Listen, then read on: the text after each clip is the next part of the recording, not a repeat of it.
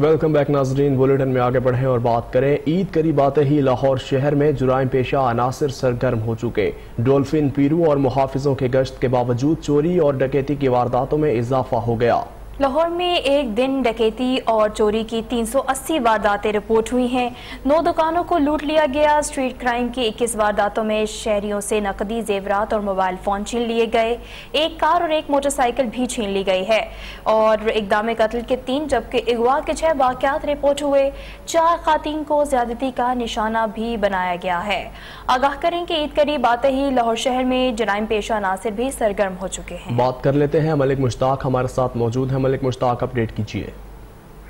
جی بالکل، یہ گزشتہ روز کی پولیس رپورٹ کے مطابق ایک ہی دن میں چونکہ عید قریب آ رہی ہے اور ایک ہی دن میں شہر لاہور جو ہے وہ جرائم اور کرائم کی زد میں آ چکا ہے۔ ایک ہی دن میں 380 کے قریب وارداتیں جو رجسٹرڈ ہوئی ہیں، جن میں 9 دکانوں کو اسلحے کے زور پر لوٹ لیا گیا۔ اسی طرح اسٹریٹ کرائم کی 21 وارداتوں میں نقدی زیورات اور موبائل سے شہری محروم ہو گئے۔ ایک ہی دن میں ایک کار اور موٹر سائیکل چوری ہوئی، جبکہ ایک دن میں شہر لاہور میں ریکارڈ کے مطابق 54 موٹر سائیکلیں جو ہیں وہ چوری ہوئی ہیں۔ اقدام قتل کی 3 وارداتیں، 4 خواتین کو زیادتی کا نشانہ بنایا گیا۔ اہم بات اس میں یہ ہے کہ تمام شہر بھر کے تھانوں میں مختلف جگہوں پر سینکڑوں لوگوں کے ساتھ روزانہ چپٹا کی واردات ہوتی ہے۔ دوپٹہ مار کر ان کا موبائل چھین لیا جاتا ہے اور اس حوالے سے شہر لاہور اس وقت کرائم کی زد میں ہے۔